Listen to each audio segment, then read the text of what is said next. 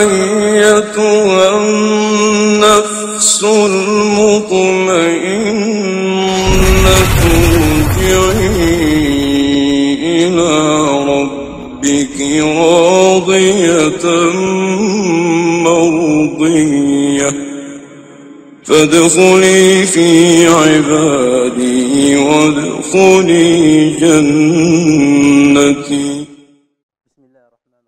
Chers frères et sœurs, Allah Azza wa Jal dit dans le Coran, nous avons certes, c'est nous qui avons descendu le Coran et c'est nous qui en sommes gardiens.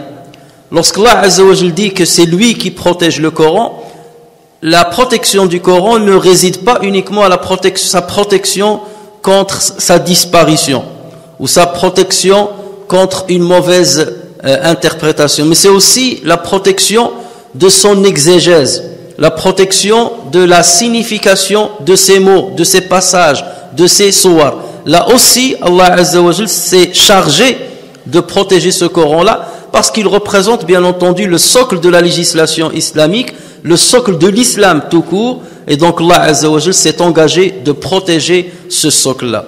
Voilà pourquoi Allah Azza wa Jal a fait de sorte qu'il y ait dans chaque génération des personnes à qui Allah Azza wa Jal a donné de sa bénédiction, à qui Allah Azza wa Jal a donné du savoir, à qui Allah Azza wa Jal a donné des outils qui leur permettaient de mieux comprendre le Coran que leur père et de nous transmettre au fur et à mesure cette tradition depuis l'époque du prophète Mohammed sallallahu alayhi wa sallam. Et bien entendu, comme on a dit la dernière fois, les compagnons étaient les meilleures personnes à avoir interprété le Coran après le prophète Mohammed sallallahu alayhi wa sallam.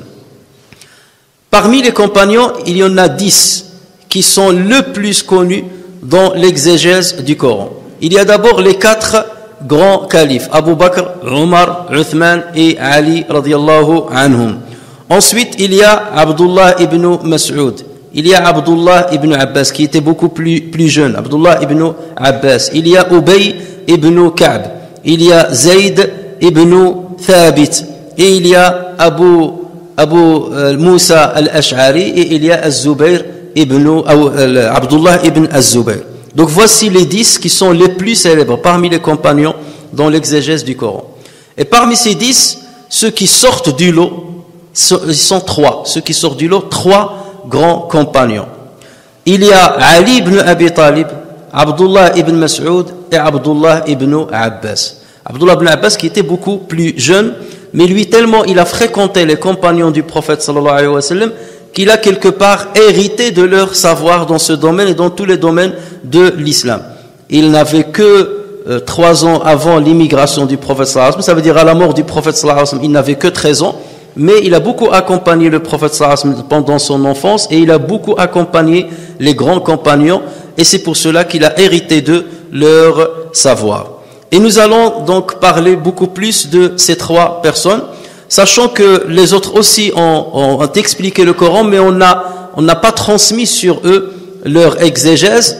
Pourquoi? Parce que prenons par exemple les 3 premiers califes, ils étaient tellement chargés des affaires politiques, de la gestion, de la gouvernance, de la gestion des affaires des gens, qu'ils n'avaient pas des assises de transmission du savoir. Ça ne veut pas dire qu'ils étaient des savants, mais ils n'avaient pas des assises de savoir. Contrairement aux autres compagnons, contrairement à Ali ibn Abi Talib, qui pendant la période de khilafa des 3 premiers khalifes, donc là il était plus versé dans le savoir et la transmission du savoir, et parce qu'il a vécu beaucoup plus longtemps que les 3 premiers califes qui sont morts et décédés rapidement après le prophète sallallahu alayhi wa sallam. Donc il n'avait pas assez de temps ou bien les musulmans n'avaient pas assez trouvé de temps pour récupérer d'eux leur compréhension du Coran. Commençons par Ali ibn Abi Talib radiyallahu anhu. Donc il est le fils de Abu Talib qui est l'oncle du prophète sallallahu alayhi wa sallam. Et il était en même temps le gendre du prophète sallallahu alayhi wa sallam puisqu'il s'est marié avec sa fille Fatima radiyallahu anha. C'était le premier enfant à avoir embrassé l'islam alors qu'il n'avait que 9 ans. Il a embrassé l'islam alors qu'il n'avait que 9 ans. Il a immigré avec le prophète sallallahu alayhi wa sallam ou après l'immigration du prophète sallallahu alayhi wa sallam parce que lui il est resté à la Mecque afin de rendre les dépôts qu'avait le prophète sallallahu alayhi wa sallam de la part des Qurayshites, et ensuite il a suivi le prophète sallallahu alayhi wa sallam dans sa hijra. Donc Sayyidina Ali ibn Abi Talib, comme on a dit, a immigré avec le prophète sallallahu alayhi wa sallam, juste après l'immigration du prophète sallallahu alayhi wa sallam. Lorsqu'il est arrivé à Médine, le prophète sallallahu alayhi wa sallam avait établi un pacte de fraternité, un lien de fraternité entre les immigrants et les autochtones, l'Ansar de Médine. À chaque immigrant, il a assigné un autochtone de Médine pour qu'ils soient des frères. Des frères, ça veut dire l'un aide l'autre, l'un accompagne l'autre dans sa vie spirituelle, aussi bien dans sa vie spirituelle que dans sa vie profane. Mais lorsque vint le tour de Ali ibn Abi Talib, le prophète sallallahu alayhi wa sallam a dit: ton frère, c'est moi. Alors qu'ils sont tous les deux des immigrants. Ton frère, c'est moi. Et il lui a dit: tu es mon frère ici-bas et tu seras mon frère dans le delà. Alors que Ali, à cette époque-là, n'avait que 22 ans. Et le prophète sallallahu alayhi wa sallam avait 53 ans. Ça nous montre déjà qu'il n'y avait pas de conflit générationnel entre les compagnons. Et ça montre que Ali ibn Abi Talib occupait une place importante dans le cœur du prophète Mohammed sallallahu alayhi wa sallam. Il a participé à toutes les batailles avec le prophète sallallahu alayhi wa sallam, à l'exception de la bataille de Tabouk. Pourquoi? Parce que le prophète sallallahu alayhi wa sallam lui a demandé de le remplacer, de rester à Médine pour s'occuper des affaires de gouvernance de Médine. Et ceci a déplu au départ à Ali ibn Abi Talib parce qu'il voulait participer à cette bataille. Et le prophète sallallahu alayhi wa sallam lui a dit: ne veux-tu pas être par rapport à moi, ou bien avoir le même privilège qu'avait Haroun par rapport à Moussa, c'est-à-dire ta place par rapport à moi, c'est la place de Haroun par rapport à Moussa. Haroun était le frère de sang de Moussa alayhi salam. Il était prophète et c'est lui qui a remplacé Moussa alayhi salam lorsqu'il est parti en rendez-vous avec Allah azza wa jal. Et le prophète Mohammed sallallahu alayhi wa sallam, il lui a dit: donc tu es mon frère et en même temps tu es mon remplaçant suite à mon départ à cette bataille, sauf qu'après moi il n'y a pas de prophète. Et ceci montre donc la place qu'occupait Ali ibn Abi Talib chez le prophète sallallahu alayhi wa sallam. Il avait une grande connaissance de l'islam, une grande connaissance du livre de Allah azza wa jal, et il avait une très grande éloquence.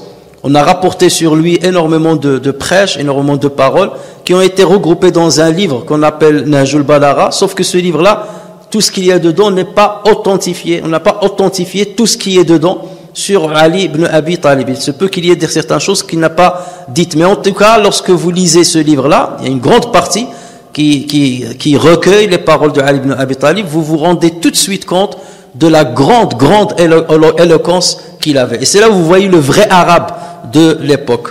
Et parmi les plus grands éloquents dans ce domaine-là, c'était Ali ibn Abi Talib. Et comme vous le savez, l'éloquence est un outil important pour comprendre la parole de Allah Azza wa Jal.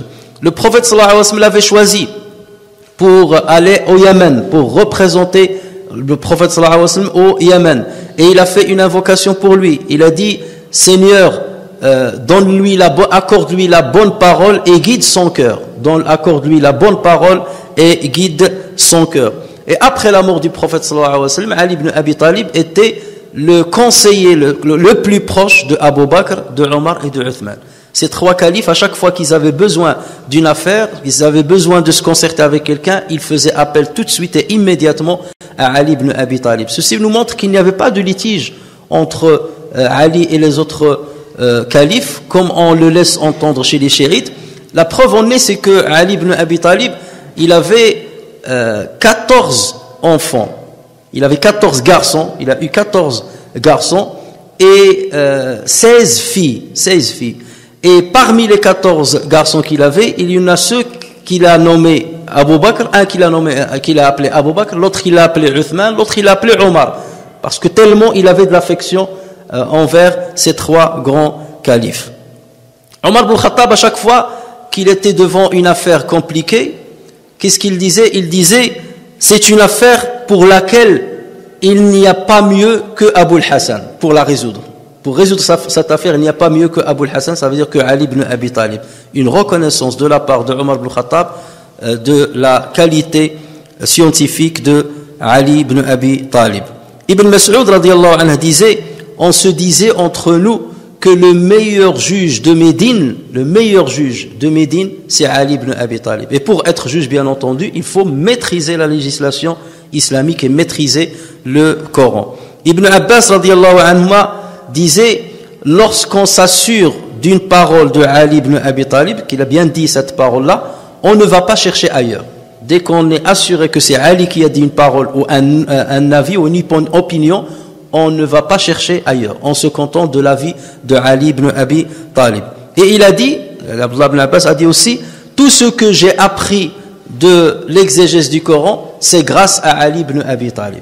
Donc tout ça, c'est pour vous montrer qu'il y a un fil conducteur, une succession dans la compréhension du Coran depuis le prophète sallallahu alayhi wa sallam jusqu'à notre époque, à travers donc des générations qui se sont succédées et chaque génération transmettait le savoir à une autre.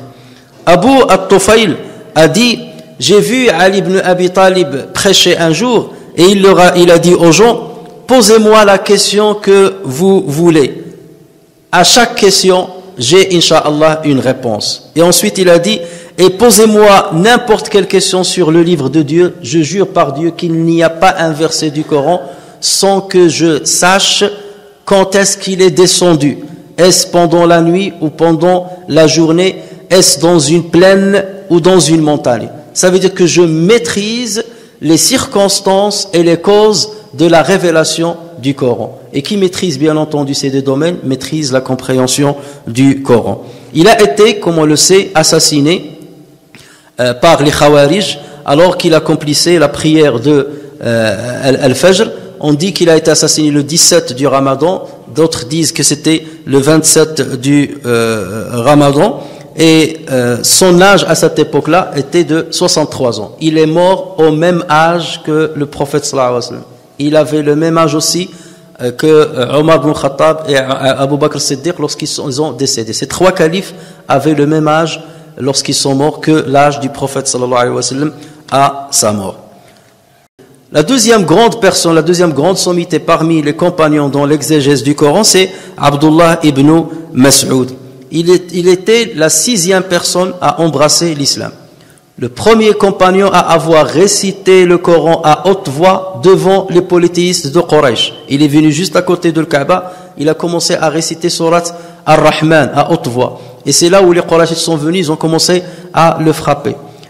À cause de cela, Abu Jahl lui a coupé l'oreille. Mais Allah Azza wa Jal lui a donné la revanche, puisque lors de la bataille de Badr, il a pu lui-même couper l'oreille de Abu Jahl. C'était quelqu'un qui n'avait pas une grande corpulence. Et les gens, parfois, ils plaisantaient sur le caractère fin de sa cheville. Et le prophète sallallahu alayhi wa sallam leur a dit, vous êtes en train de rigoler sur la cheville, de la finesse de la cheville de Ibn Mas'ud, je jure par Dieu qu'elle pèse plus lourd que la montagne de Uhud.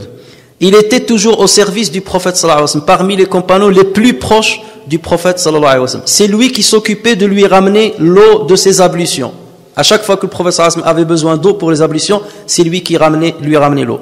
C'est lui qui s'occupait du siwak, du cure-dent du prophète sallallahu alayhi wa sallam, et c'est lui qui s'occupait des chaussures du prophète sallallahu alayhi wa sallam. À chaque fois que le prophète sallallahu alayhi wa sallam voulait mettre ses chaussures, c'est lui qui lui ramenait les chaussures pour les lui mettre.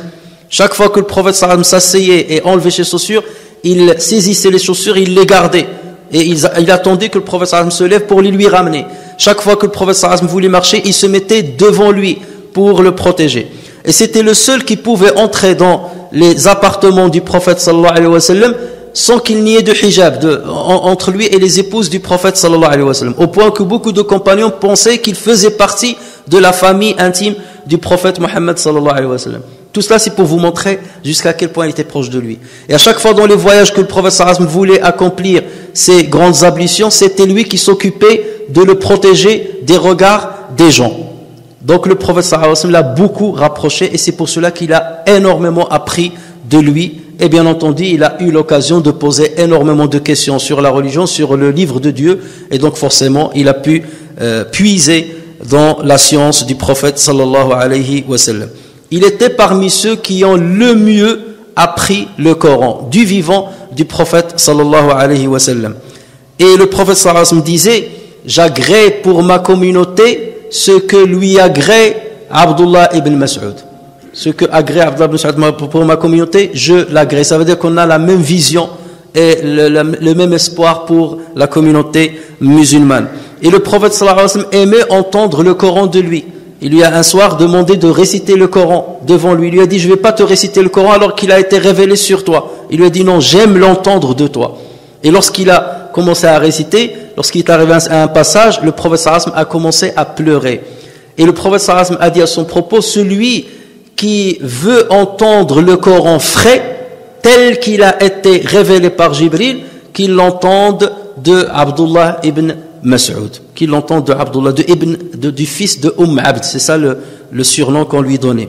Zir ibn Hubaysh rapporte sur Abdullah ibn Mas'ud qu'il a dit, j'ai entendu de la bouche du prophète sallallahu alayhi wa sallam 70 sourates directement, personne ne peut me dépasser à leurs propos, à leurs propos. C'est-à-dire, je suis celui qui maîtrise le plus ces 70 sourates parce que je les ai entendus directement de la bouche du prophète sallallahu alayhi wa sallam.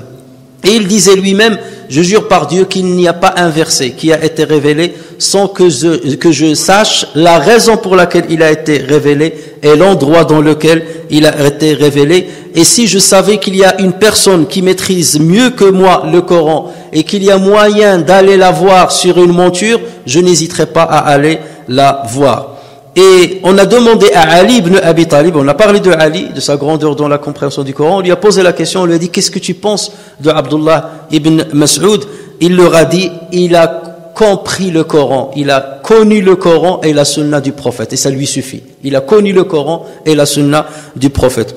Omar ibn Khattab a dit un jour sur lui, il a dit, c'est un petit récipient qui a été rempli de savoir. C'est un petit récipient, Ibn Mas'ud, c'est un petit récipient qui a été rempli de savoir. Et lorsqu'on a demandé à Abdullah ibn Abbas, qu'est-ce que tu penses de la lecture de Ibn Mas'ud, il a dit, le prophète sallallahu alayhi wa sallam avait l'habitude de réciter le Coran sur Jibril chaque Ramadan une fois. Sauf l'année où il allait mourir, où il l'a récité par 2 fois à Jibril alayhi salam, pour qu'il lui corrige, pour qu'il discute avec lui sur le Coran. Et il a dit, Abdullah ibn Mas'ud avait eu le privilège de réciter le Coran sur le prophète sallallahu alayhi wa sallam cette même année où il est mort. Ça veut dire qu'il était parmi les derniers qui connaissaient l'abrogeant du Coran par rapport à l'abrogé. Puisqu'il y a certains versets qui ont été abrogé. Et donc lui, il était parmi les derniers qui ont récité tout le Coran au prophète Mohammed sallallahu alayhi wa sallam. Voilà pourquoi le Coran a été protégé par ce genre de personnes. Et le prophète sallallahu alayhi wa sallam était le premier témoin de ces gens-là. Pour quelque part nous rassurer que ce Coran nous a été transmis par ces personnes-là. Et même l'explication du Coran nous a été transmise par ces gens-là. Et on ne peut pas venir aujourd'hui et dire non, le Coran, on peut l'aborder comme on veut, eux ils ont leur explication, nous on a notre compréhension aussi, et on a le droit de s'opposer à leur avis. Pas du tout, parce que ce sont des gens qui ont eu l'attestation même du prophète Mohammed sallallahu alayhi wa sallam, de son vivant, et que quelque part le prophète sallallahu alayhi wa sallam nous disait, prenez le Coran de ces personnes-là. Et bien entendu de leurs élèves et les élèves de leurs élèves, donc suivez la chaîne de transmission qui va passer par ces gens-là. Et il est mort, radiallahu anhu, en l'an 32 de l'Hijr, et c'est Abdullah ibn Az-Zubayr qui a accompli la prière mortuaire sur lui, et il a été enterré à Médine, dans le cimetière de Al-Baqi'. La dernière sommité de laquelle on va parler dans ce domaine-là, parmi les compagnons, c'est bien entendu Abdullah ibn Abbas, le plus jeune de cette série que nous avons citée. Il est né 3 ans juste avant l'immigration du prophète, sallallahu alayhi wa sallam. Ça veut dire, à la mort du prophète, sallallahu alayhi wa sallam, il n'avait que 13 ans. À sa naissance, c'est le prophète sallallahu alayhi wa sallam qui lui a fait tahnik. Le prophète sallallahu alayhi wa sallam a mâché une petite date, et ensuite il a pris un petit peu de cette date sur son doigt, et il l'a mis à l'intérieur de la bouche de Abdullah ibn Abbas. Ça veut dire, la salive du prophète sallallahu alayhi wa sallam était la première chose qui entrait dans sa bouche. Et ceci lui suffisait comme fierté. Première chose qu'il a mangé, ou bien qu'il a touché avec sa bouche, c'était un peu de dattes qui ont été mélangées dans la salive du prophète sallallahu alayhi wa sallam. Et il fréquentait énormément le prophète sallallahu alayhi wa sallam. D'abord parce qu'il était son cousin, et par ailleurs, sa tante n'était autre que Maïmouna, qui était l'épouse du prophète sallallahu alayhi wa sallam. Donc à chaque fois, il venait la voir, dès qu'il savait que le prophète sallallahu alayhi wa sallam allait dormir chez elle, il venait la voir juste avant, il lui disait, est-ce que je peux dormir chez vous aujourd'hui? Elle demandait l'autorisation au prophète sallallahu alayhi wa sallam, mais à chaque fois il l'autorisait, et donc il venait dormir chez le prophète sallallahu alayhi wa sallam pour voir ce que faisait le prophète sallallahu alayhi wa sallam la nuit, et combien de fois il se réveillait en pleine nuit pour prier à côté de lui, alors qu'il n'avait que 8-7 ans. Donc ça vous montre justement que depuis son jeune âge, Allah Azza wa Jalla le préparait pour cette mission. C'est ça ce que je disais dans l'introduction, c'est que Allah Azza wa Jalla a protégé le Coran en faisant de sorte qu'il y ait des gens qu'il a préparés depuis leur enfance afin qu'ils soient les héritiers de la science du prophète sallallahu alayhi wa sallam en matière du Coran. Allah Azza wa Jalla les a préparés pour qu'ils transmettent cet héritage d'une génération à une autre, et c'est comme ça qu'Allah Azza wa Jalla a protégé le Coran même dans son exégèse.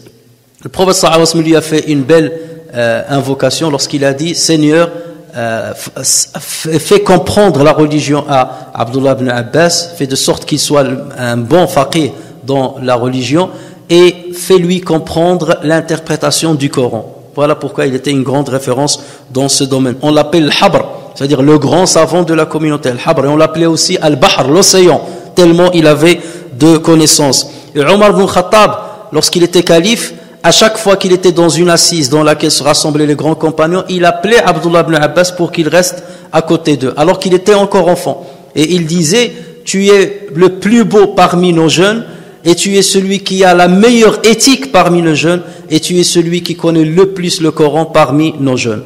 Donc, quelque part, il le préparait et il lui transmettait l'héritage scientifique qu'il a acquis du prophète sallallahu alayhi wa sallam. Ibn Omar, Abdullah ibn Omar, le fils de Omar ibn Khattab, qui était à peu près, qui avait le même âge que lui, il disait: Ibn Abbas, il disait, c'est celui de la communauté de Mohammed qui sait le mieux ce qui a été révélé à Mohammed. Abdullah ibn Abbas est celui de la communauté de Mohammed qui sait le mieux ce qui a été révélé à Mohammed. Et son élève Ata, rahimahullah, disait: je n'ai jamais vu une assise scientifique aussi prestigieuse que l'assise de Abdullah ibn Abbas. Il tenait des grandes assises où il enseignait le Coran et autres. Il disait: les gens qui voulaient l'exégèse du Coran venaient apprendre chez lui. Les gens qui voulaient comprendre l'arabe et apprendre l'arabe, les sciences de l'arabe, ils venaient apprendre chez lui. Et les gens qui voulaient la poésie arabe, ils venaient apprendre chez lui. Et tout le monde puisait d'un grand océan. Ils puisaient tous d'un grand océan de savoir. Ibn Mas'ud, dont on a parlé, a dit sur lui: Ni'ma turjumanul Qur'an Ibn Abbas. Il est béni, Ibn Abbas, en tant que explicateur, ou bien en tant qu'exégète du Coran. Et comme j'ai dit, il était jeune, et donc il a beaucoup fréquenté les grands compagnons, et il a rassemblé tout leur héritage scientifique, et c'est comme ça qu'il est devenu cette grande sommité parmi eux. À la fin de sa vie, il a perdu la vue. Il évitait toujours les calamités qui apparaissaient entre les musulmans, donc il n'entrait jamais dans les conflits politiques qu'il y avait entre les musulmans à l'époque. Et lorsque Abdullah ibn Zubayr est devenu le calife des musulmans, il était le gouverneur de la Mecque, il y avait bien entendu des grands conflits à cette époque-là. Donc il a quitté la Mecque pour ne pas participer à ces calamités. Il a quitté la Mecque et il s'est installé à Taïf, au sud de la Mecque, et c'est là-bas qu'il trouva la mort en l'an 68 de l'Hégire, après avoir transmis son héritage scientifique à plusieurs de ses élèves, dont on parlera plus tard, lorsqu'on va parler des successeurs qui ont expliqué, qui ont donné l'exégèse du Coran. Donc, encore une fois, vous voyez bien, chers frères et sœurs, que le prophète sallallahu alayhi wa sallam, avant de mourir, a transmis ce qu'il savait du Coran à des grands compagnons, qui eux-mêmes l'ont transmis à des petits compagnons, qui eux-mêmes l'ont transmis à des successeurs, et ainsi de suite. Donc la chaîne de la transmission du savoir relatif au Coran n'a jamais été interrompue. Et à chaque fois qu'on voit quelqu'un qui n'entre pas dans cette chaîne et qui ne puise pas dans cette chaîne-là, il faut faire bien entendu très attention. Et on n'a pas besoin de certains illuminés, entre guillemets, qui viennent aujourd'hui pour nous dicter leur avis sur certains versets à propos desquels les ancêtres ont déjà donné leur avis. Ces ancêtres qui ont été illuminés, ces ancêtres qu'Allah Azza wa Jal a assignés pour être au service de ce Coran et pour transmettre l'héritage prophétique à la communauté musulmane en matière des sciences religieuses.